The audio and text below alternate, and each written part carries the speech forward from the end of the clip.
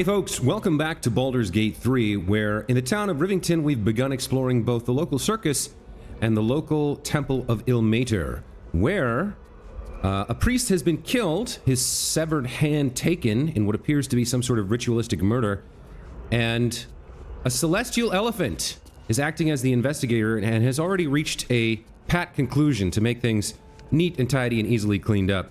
But this person, Sister Yanis, has informed us that she doesn't think things are quite so cut and dried and asked us to investigate, or at least permitted us to investigate. So we're going to begin looking around the temple here, seeing if we can find some clues that disprove the theory of murder-suicide. So, we'll take a look at this book, The Order of Ilmatari Service. A mass book used by the Broken Gods congregation during regular services. There are a lot of hymns about self-flogging scattered throughout the tome. So, we see here two hands reaching out of the wall surrounded by knotted ropes, presumably used for self-flagellation and that sort of thing. Oh, there's a room in here and a ladder. We can sort of see that through the wall. We're probably not supposed to know that's there. Let's continue looking in the main offertory room, and we'll take a look. Oh, by the way, for those of you who watched the previous episode, the word I was looking for was attractions. The various attractions in the circus. That's the word I was looking for. It hit me about 10 minutes after I finished recording. I was like, God damn it. Why couldn't I think of that at the time? Seems simple enough. Attractions. All right, let's read this plaque. Kitchen. Visitors kindly keep to common areas. Food will be served at meal times. Fair enough. We've got some other things over here. A couple books, including Soups of the Realms by Brother Donick. Let's check this out. Nothing against Father Lorgan. A selection of soups have been outlined in the sticky, often splattered pages of this missive. DIPPIN soup. Sometimes you got nice bread, and nothing's better than dipped bread. Mash up healthy chunk of tomatoes nice and pulpy in a pot, getting rid of the skins if you can be bothered. Cut half an onion, slap a couple garlic cloves with your palm, grab a couple herbs if you got them, dry'll do.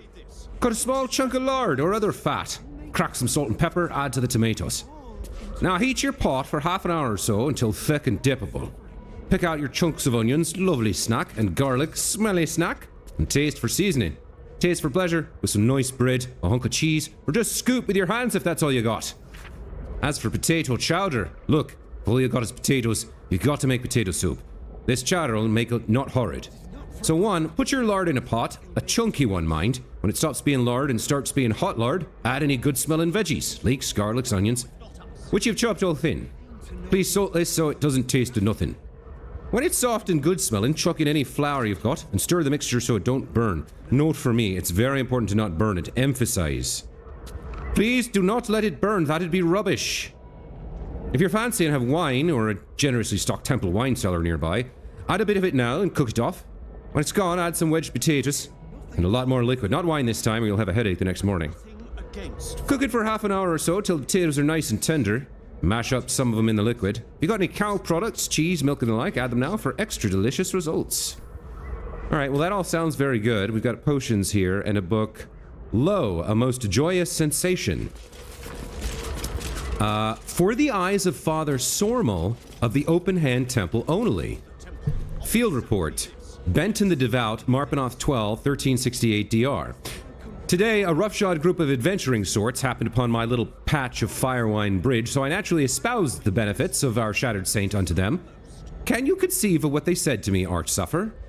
After I had warned them of the evils of the most perverted of magics, this group of degenerates claimed to house sorcerers. Sorcerers! They would not heed my warnings about this degenerate magic, nor would they cast off all earthly belongings and join our flock. Oh, the feeling in the pit of my stomach as they cast pitying eyes across my pathetic form. What exquisite holy suffering. Okay. We should double check. What was the name of the guy who died? He was back in this room, right? I don't think we took that close of a look in here. I don't think there's much else. Father Lorgan, right. So Father Lorgan died. Apparently we can examine his body, which maybe there's a note or something? There's Lorgan's chest key. We'll take that. Might prove useful. I don't see anything else other than the bunks in here. There are two things over here. An Encyclopedia Apotheca by Sandra Toliar and An End to Suffering. Let's read this one. A selection of rites for the dead and dying adorn this manuscript. Let the light of perpetual toleration guide your servant's wretched form to peace. In bloodied mercy hear my prayer. Okay, so it's a religious text, no secret messages there. And the encyclopedia talks about arcane paralysis.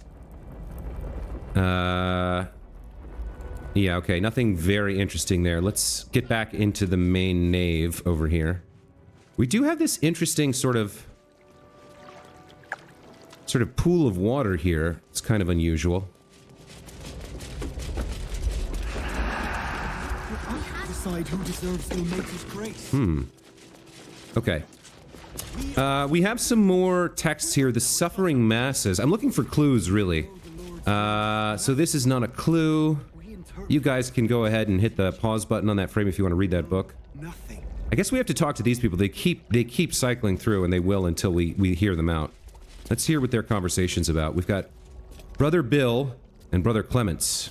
All right, let's give them a chance to go through whatever they're arguing about. I'll hear nothing more against Father Lorgan. I've nothing against Father Lorgan.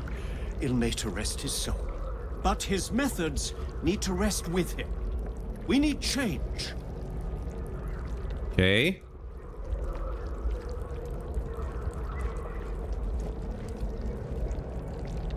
Is that it? I swear they said more than just that. I warned the temple of exactly this. Exactly this. Is to welcome all into his embrace. Salve all suffering. By allowing his faithful to suffer the most. So this guy disagreed with Father Lorcan's methods. That makes him suspicious. In a cursory way. We at least want to talk to him. I do note that they're wearing... To decide who deserves Ilmater's grace. Why not? We are his adherents. Who would know if not us? To claim to know the Lord's will is blasphemy. We interpret scripture and teachings, but we know nothing. Okay. They're wearing these knotted robes, and it's more of that, like, scourge yourself stuff. Let's talk to Brother Clements first. We let more outsiders in, and more Baldurians die. Duke Stelmane, Father Lorgan, it's no coincidence. We have faith here, Bill. Faith in people, no matter where they're from. Who had more faith than Father Lorgan? How did that work out? Okay, so this ties back to the tensions in the city over allowing in all the refugees. This Lord Stelmane seems to have been an advocate for helping the refugees, and apparently Father Lorgan did the same. So are we going to come in on Brother Bill's side, who's saying we should keep the refugees out? I suppose if we're investigating the murder, there's no point pretending we don't know the details. He was murdered, or so I've heard. Exactly. Lorgan let a killer into our temple due to his misguided compassion. His faith got him murdered. Bill, I beg you, be quiet. Even sinners receive Ilmater's grace, and Father Lorgan knew that. We don't pick and choose who we aid. So, to me, it doesn't make sense to, I guess the celestial elephant guy, I forget his name, but the investigator has claimed that it was a refugee who did it. My sense was that it was not quite that simple, and that the elephant guy was being lazy more than covering it up. But if it wasn't the guy who's been fingered for it, I mean, even if it was, he could just as easily have been murdered by a Baldurian, so Brother Bill's logic doesn't make a lot of sense.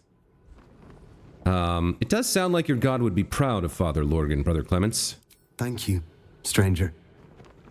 I take some solace knowing that he died in Ilmater's service. Does Ilmater's service involve protecting heretic absolutists?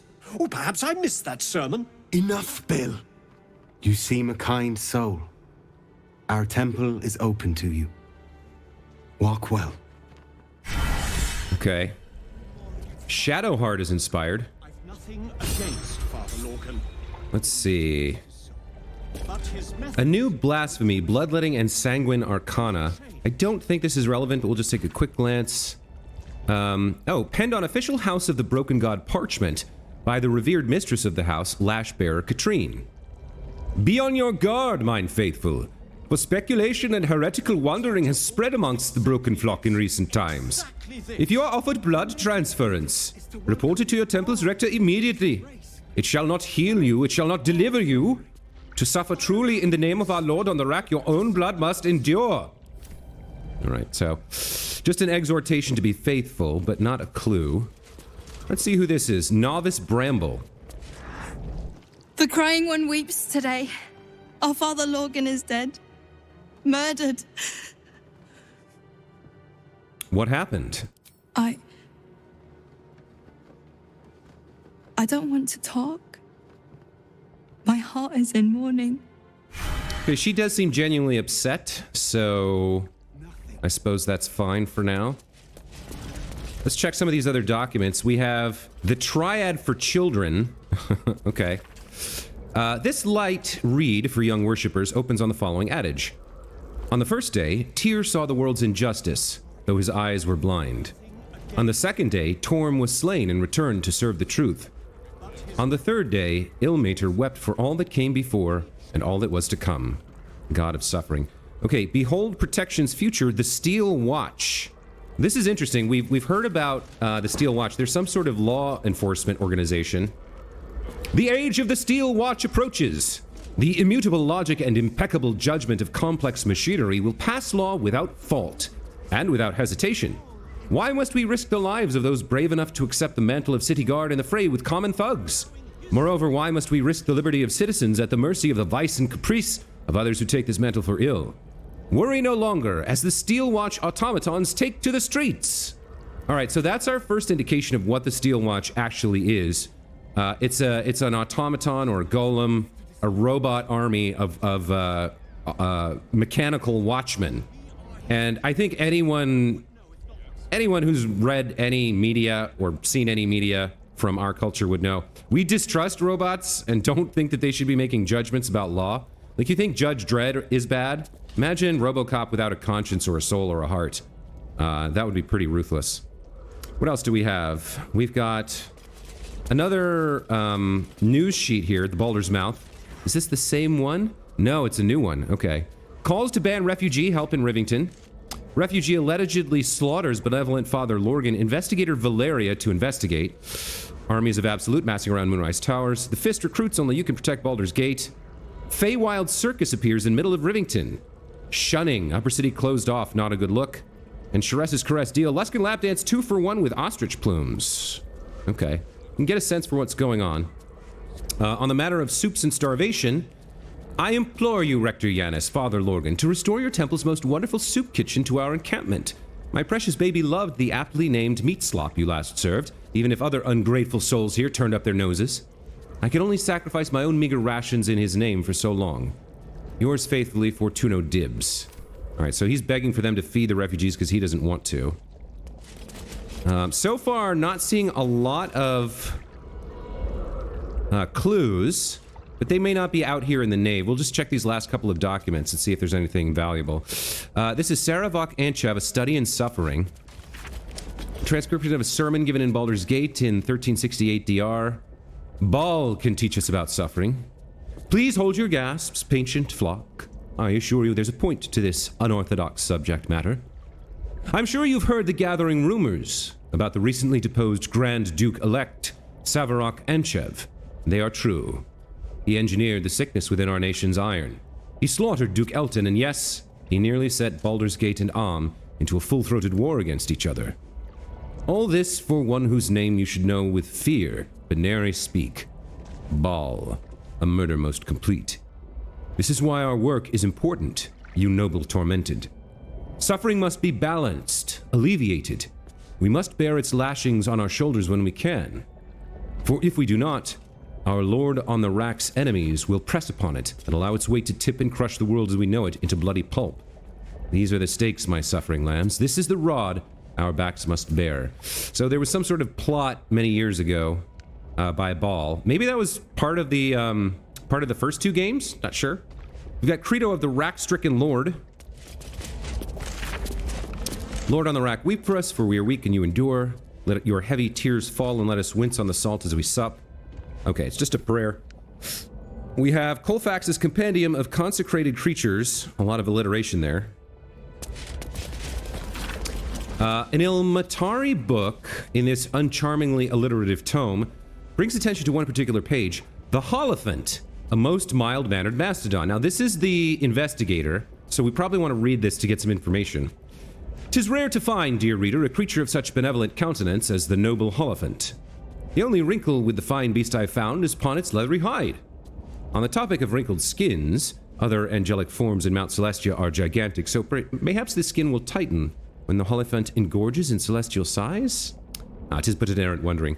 Whilst conversing with one of their breed, Lulu, I'm pretty sure I've heard the name Lulu in one of the adventures in 5e, but I'm not sure I can catch exactly. I don't remember exactly where I've heard it.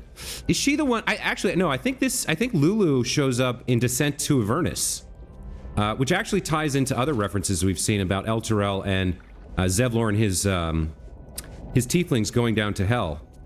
I think Lulu was part of that adventure. I haven't played or run it myself, but I remember reading about that.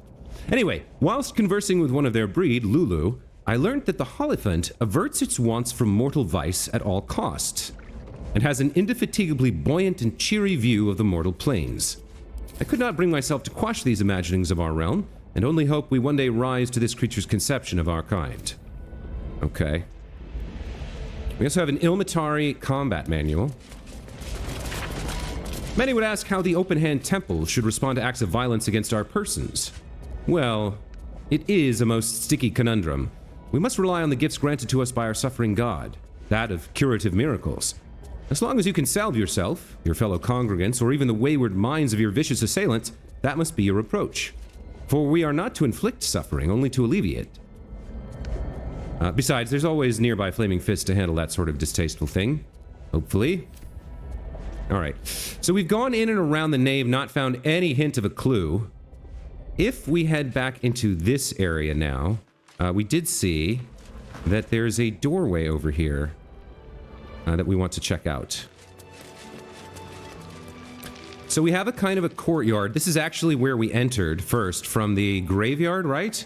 Or the back of the circus. Here's Lucretia's teaching her dancing skeletons.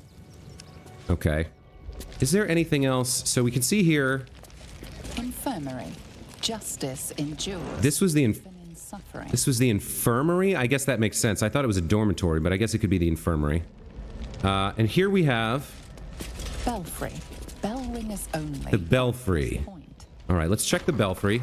This is where we saw that interesting ladder. We do have a burlap sack here with some apples we can take. Let's head up to the belfry. You never know where you're going to find clues to a murder, right?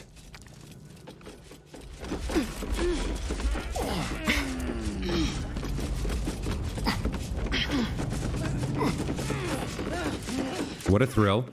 Okay, so up here we have just the bell, it looks like, nothing else. I suppose we could ring it, but we'd probably get in trouble for doing that, and there's not a good reason to. I do see... Oh, wait, there's a treasure here. A burnished necklace in this bird nest. We see feathers and busted eggs. But that's it. There's a rope here and some more feathers, but...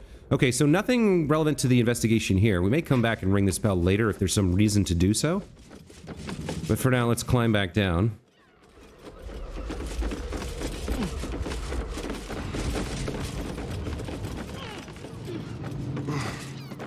Time to rest. Okay, so the belfry was unfruitful. If we head back in here, we should check out the kitchen. That was marked as off limits. There's also out front, in front of the church, there's somebody having an argument out there as well. But I'm going to hold that for the moment. I think that's where the elephant is, or the holophant, and I want to get as many facts as I can before I confront them. Okay, so this is the kitchen. Let's check in with Brother Donick. I've said all I have to say already. Now I just want to pack up my kitchen and leave. You already talked to the investigator? Investigator? That miniature mastodon is about as much use as rats in the pantry or flies in the soup. Father Lorgan's gone. Murdered. And now they're blaming a refugee for it. So you don't think Brilgor killed him? No. Brilgor was a nice bloke. He came a couple of times for soup. Potato chowder was his favorite.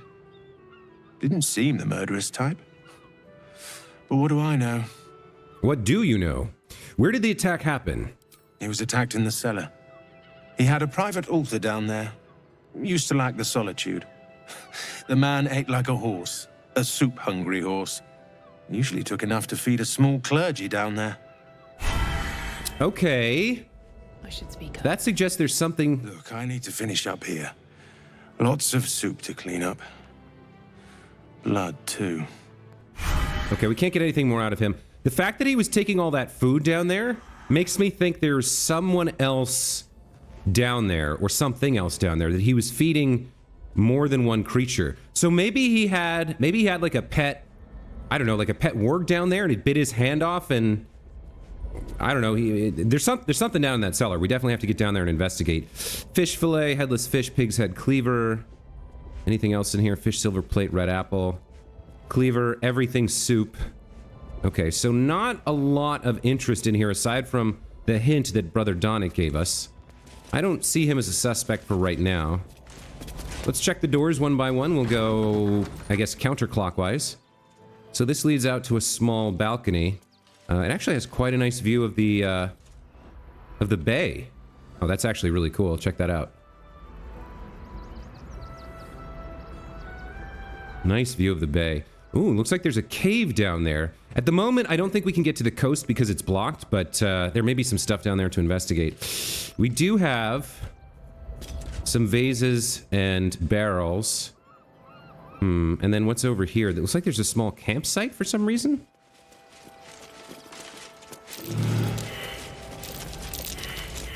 Everybody failed their survival check, so we're not digging up whatever's here. Mind if I do? We can take the basalm, though.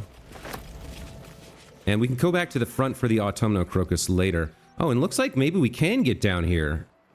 Looks like we can get down there, so we'll have to check that out at some point. We still got to finish this murder investigation, though, and then we have the circus to finish as well. So unless the investigation leads us down the cliffs, I think we'll probably have to get to that in a couple more episodes. All right, next door is this one.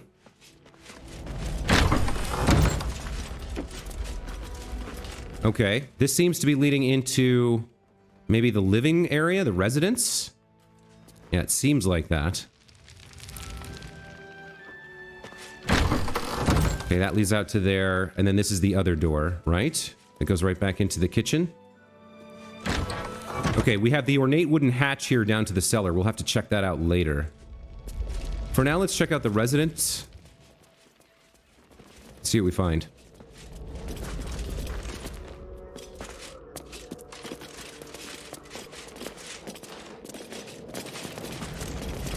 So opening this door or looking in these chests appears to be a crime, which is troubling because we're looking for evidence, and I'd like to be able to look wherever I want. But for now, we'll respect this. For now, we might come back later. Wooden chests. The Divine Rapture of Ilmater, we can read. Faded text and battered parchment of this Ixanan manuscript date back to the 4th century DR. And lo, he walked among us, but for brief and brilliant moment, the crying god wept upon our earth with the tears of a most fortunate faithful. He took the cur of Gehenna, this most defiled creature of murder, and held it in his immutable embrace. In his most perfect knowledge, he walked with it into the sea of fallen stars. The cur clawed and screamed and ripped and tore, but he brooked no quarter. And when the sea ran red with the blood of the divine, the wailing and the gnashing ceased. The creature was dead. No trace of his commanded faithful remained, save for a humble iron helm, which washed ashore with nary a scratch or sea rust about it. Fair enough. We've got prayers of repent here. I'm not sure any of these could be considered as clues. Book full of furtive prayers for forgiveness. Smells musty as if kept underground for a long time. Okay, so we know he was attacked down in the cellar, so I will take a look at this. Lord Ilmater, I beseech you, look upon me and behold my sin. Let it stand before your infinite patience and balk in its presence. For while I am weak, you stand mighty. Let me be absolved before your weeping majesty, that I may cleanly bear the burden of others in your name. My knees may stagger, my bones may break, my will may fracture, but my faith stands strong on your shoulders, Lord, if you will let it. Well, I don't see much of a clue in there. Register of Temple Dead Speakers. This is actually a record, so this may actually be useful. A death will often cause, or in turn be caused by, an imbalance of suffering. On such occasions, a priest must commune with the spirit to see if they can address their imbalance. Please list your trained temple dead speakers below. Okay, so we have dead speakers of the Open Hand Temple, Lashbearer Katrine, who left the temple, Sister Clarwen, who is deceased, and Father Lorgan, who is deceased. At the bottom of the page, there's a handwritten annotation. Apply for dead speaker training at earliest opportunity. Can't have none at the temple next inspection. Why? Alright, so this might have been some sort of a motive for murder? To make sure there are no dead speakers available? It's possible, right? Something we should keep in mind. And this Y person, so this update to what happened to Father Lorgan must have happened recently. Yanis, is that Sister Yanis, I guess? So we'll have to keep that in mind. There may have been a motive there for somebody to get trained as a dead speaker, or to make sure the temple didn't have one. We have two other books here, The Well-Tended Garden and Easy Furniture's Do-It-Yourself. I don't suspect we're going to find anything in there. Meditations Volume 1, Father Lorgan, however, we will check out. This record, penned by Rector Yanis, consolidates various sermons of Father Lorgan, High Priest of the Open Hand Temple. Do not, brethren, mistake the wonders of gathered society for the decrees of those atop it. It is the duty of a faithful tormented, it is your duty, to know when these decrees beget unjust suffering. It is not an easy duty, it is a duty that will scar your hands from carrying it, as well it should. So he's speaking out against those at the top of society. He's speaking out against the powerful here. That's another potential motive for murder. If he's rallying the faithful, someone rich and powerful could have taken note of that. We must at all times recall a central fact. To suffer is not holy. To suffer is a consequence of holy duty made practice. Ilmater does not enjoy his pain, my friends. He endures it because it is just. Our own pain is an acceptable price to pay, but it is not a good in itself. Some may ask of you, if you are loved by your God, why does he allow you to suffer? Why does he allow anyone to suffer? The question is strong rhetoric, but it has an answer. One cannot be healed without first being hurt. One cannot truly know joy without knowing its absence. But to live a life full of absence, full of suffering, would be to know only one thing. We enact balance in the name of the Lord on the rack, for it is right and it is just. Okay, maybe a little hint there. We have... These are the other two death speakers that were listed. Memoirs of Sister Clarwen and the Most Holy Sermons of Lashbearer Katrine. I'm interested in both of these as well. So, Sister Clarwen... this book details the path and faith of one Shira Clarwen. Moving from the light is how he always phrased it, which I always thought was a bit much. A ray of morning light dims this day, he would insist. I just can't really see it the same way. I can comfort, I can listen, I can heal. Of course, my talents are best suited in worship of Ilmater. I have no ill will towards the Morning Lord. Indeed, I think a shaft of his light will always shine in my heart. I worry, too. There's something that glimmers in Pa's eye when he talks about the light, and it's not something I like. I alight to Baldur's Gate next Tenday, to the Open Hand Temple. Maybe they'll know what ails him. Okay. Something about her father disliked Lathander, or the Dawn, and she came to Baldur's Gate. All right, I'm not sure that's super helpful. What about Lashbearer Katrine? The collected sermons of Lashbearer Katrine, commissioned on her ascension from Open Hand Temple High Priest to the House of the Broken Gods, revered mistress. Oh, piteous tormented, we live in wretched times. So eager is our populace to beg succor from the city's teat, and so readily is such succor available, that our broken god is seldom lamented to. The weeping of the fetid masses should fall righteously onto the blood-burned ears of Ilmater, not into the hands of useless bureaucrats. In other words, people aren't suffering enough. A query often wet on the tongue of Ilmater's loyal wretches is thus: who does he bid us aid? How must we aid them? The answer is simple. We must give these sordid souls the tools to aid themselves, a working knowledge of the Ilmitari creeds. Unless these unfortunates know how to channel their suffering towards the crying god, how is he supposed to intercede for them? Think upon these words, my children. So she was extremely devout, perhaps bordering on zealotry. And then in this central area, it seems we have a bonfire. A place to warm yourself against the suffering of cold. Is that against the creed? Not entirely sure. All right. Well, I think that's most of the first floor here. There could be one other thing, and then all that's really left, it seems, is the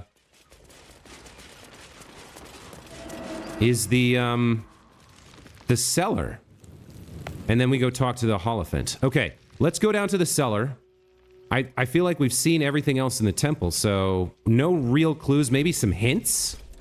Potential motives? His speech and the list of the dead are the two potential motives I have so far.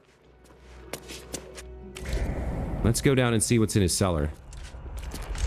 And we should be aware that we might have a fight on our hands here. If he was keeping something down here, right? If he had a beast or, you know, something worse down here, we should be aware that we might have to fight.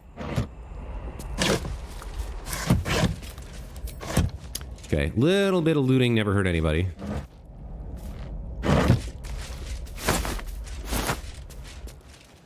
Okay, so first of all, we have some wine, some food, some supplies. So basically, they're using it as a cellar. It's a cellar, right? So there's cellar things in here.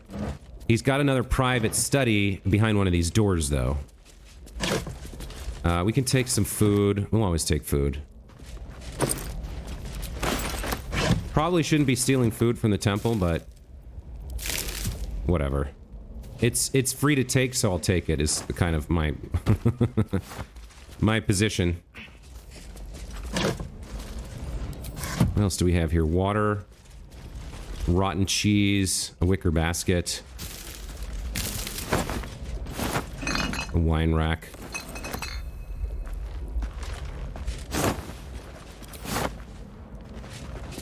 You never know. The other thing is you never know when you're going to find clues in some of this stuff.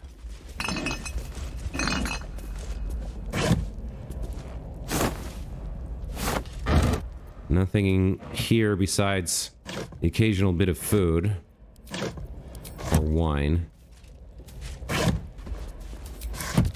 Okay. Well, it looks like there's only one way to go here. Unless we can bash through a wall somewhere, but nobody's making perception checks for, like, holes in walls. I guess we could turn on this candle to get some light in here, but I don't think that's going to change anything. All right, let's go through this door. So we can see blood here. This is where the attack happened, so that's to be expected. But we've got some other... Okay. We've got some other doors and things. And he might have some sort of creature or person down here hidden away behind a secret wall. So we got to keep an eye out for that. So we can see all the blood here.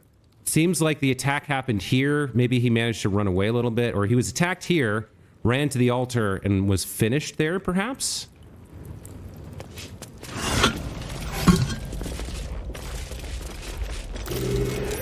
Ooh.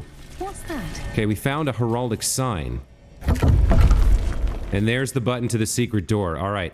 Let's check out the rest of the room first, see what we can learn. And then I have a feeling this wall is going to slide down, right? That seems to make the most sense. So over at the altar where he was attacked, we have rites for the passing. A book of Ilmitari death rites. This page on the turning is particularly dog-eared. There will come many a time, O worshipful tormented, that you will have to comfort a faithless unfortunate as they pass from this life to the next.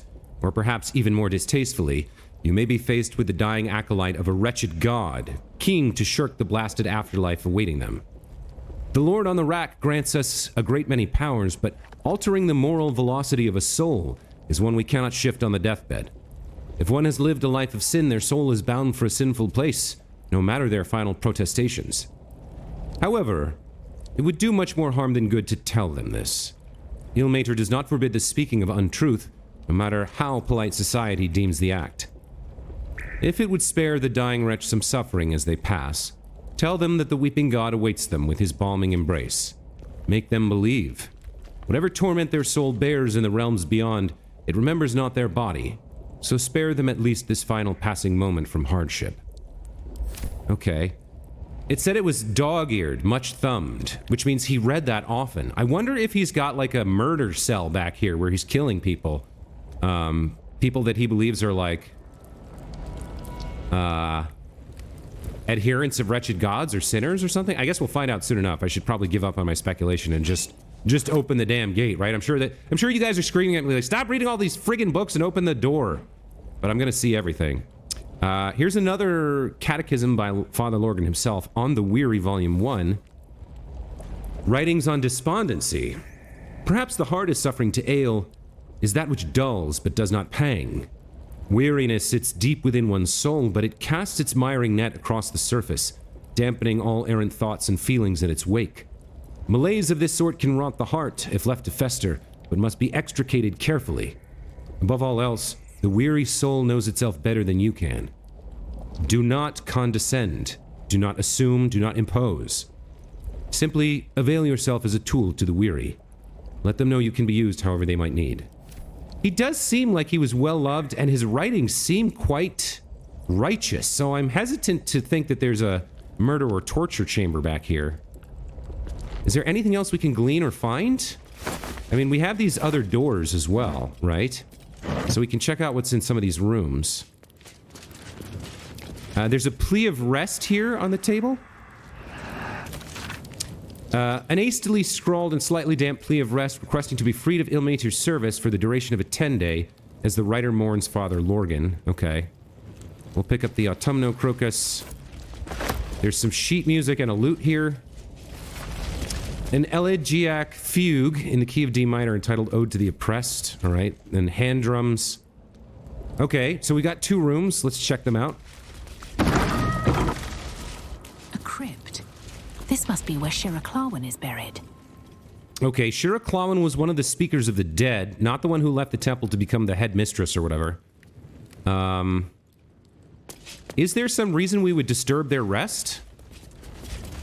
Here lies Flintster Sunseeker, born 1400 DR, died 1456 DR. Shira Clawin, date of birth unknown, died 1491 DR. Okay. Here lies Satida Atana.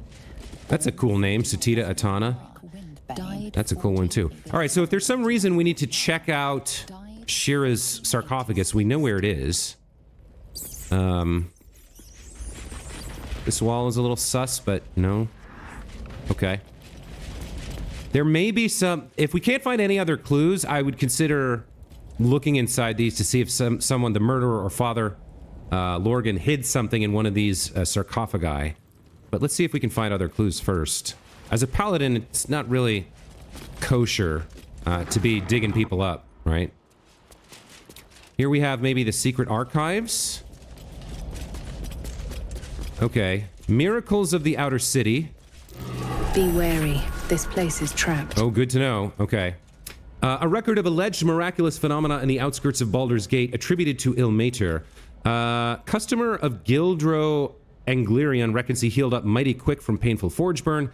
Asked if Ilmater had something to do with the irksome talkative gent outside Carmen's, powerful agent of suffering. Soup still showing up at refugee camp even after temple closed kitchen. Curious. That is indeed curious. There was quite a bit of talk about soup.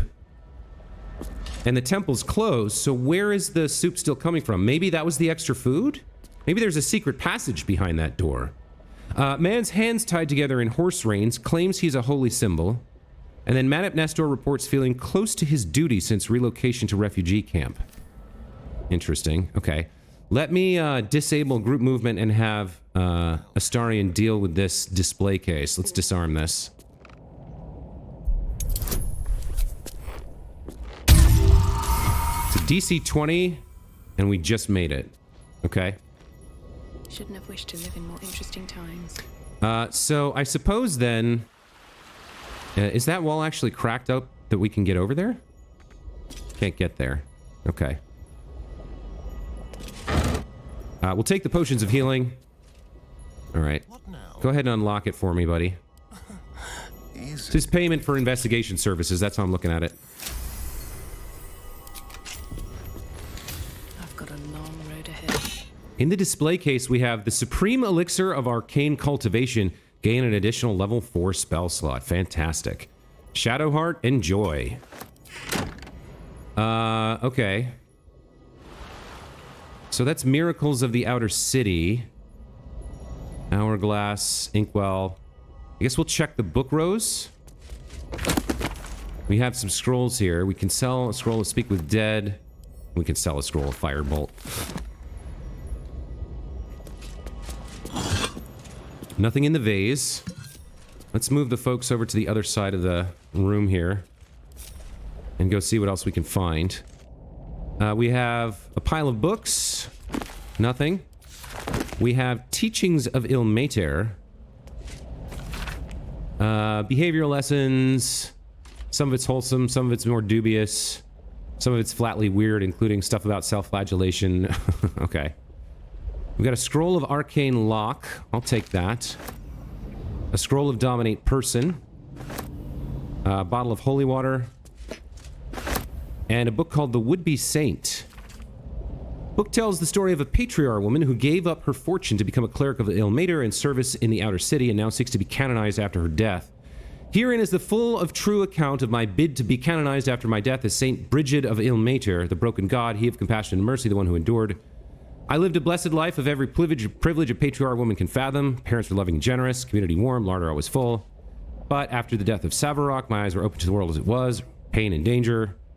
Evil if left in check and theft. I gave up everything to... Yeah. Aren't I fantastic? I gave up everything to go be a servant. Not really germane to our investigation. Let's see, the stuff we stole. Dominate Person goes to... maybe Astarion? He has some control spells that he doesn't often use. Close a door or container with a magical lock can no longer be lockpicked or opened with knock. I can't imagine when I would ever use this, but Astarion can hold on to that as well. And then we got some holy water. I guess it's... that's Astarion bound as well, in case maybe the hand wants to drop it. Okay, let's push this button and get into the secret area and see what we're missing.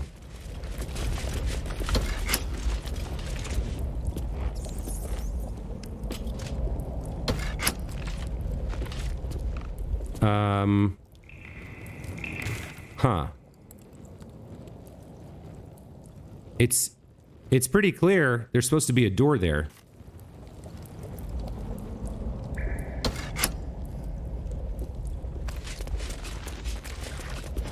Is there some trick here? Maybe there's more than one button? Cursed to put my hands on everything.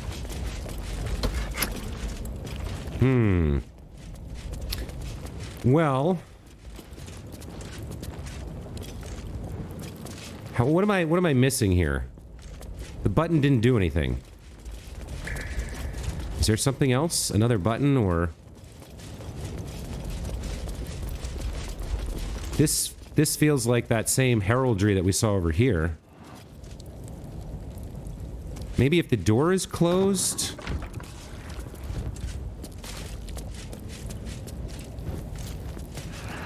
Maybe if all the doors are closed, maybe there's some, like, rite that has to be performed?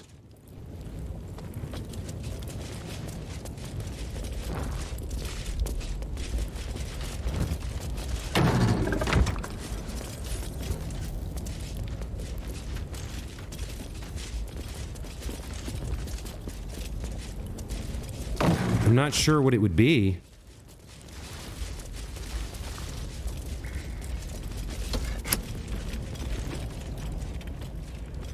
Maybe someone has to be sitting somewhere, or... Huh. Curious. Would somebody need to be standing here, perhaps? Like, let's send Karlach over here. And maybe send one or two of them to sit down on a bench. Like, all right, let's have Astarians sit down. Not enough space. There's no space on these benches for him to sit. So what am I missing here? Rights for the passing. Passing could be a double entendre here. Comfort of faithless unfortunate as they pass from this life to the next. Altering the moral velocity of his soul.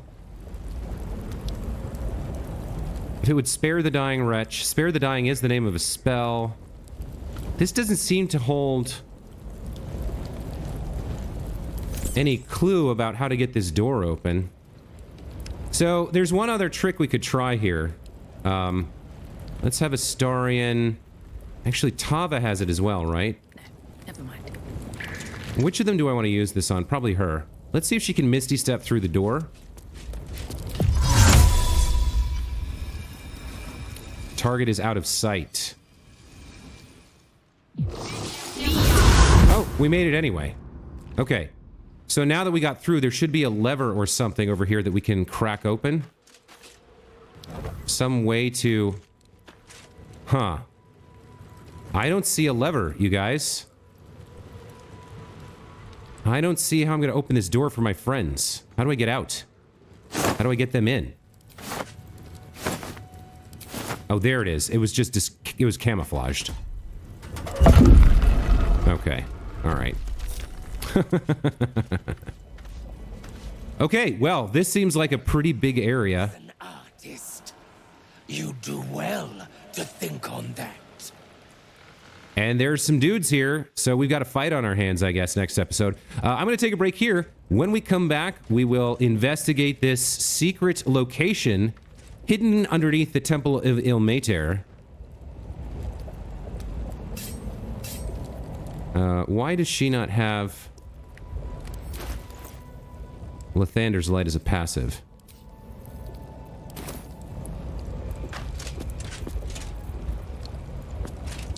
What is she concentrating on right now? Detect thoughts?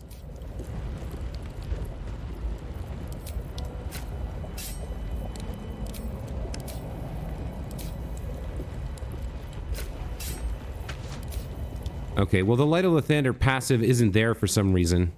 Even though she's wielding the blood. Okay, I'm very confused about that. Maybe a reload will fix it. Maybe I have to re-equip it or something. Anyway, that's going to be it for this time. Obviously, not a whole lot of fighting this episode. A lot of reading and investigating. But we've obviously found something very interesting, and I'm pretty damn sure we're going to have some combat next time. So look forward to that. In the meantime, as always, thank you guys for watching. Hope you enjoyed this episode. We'll see you in the next one. Take care.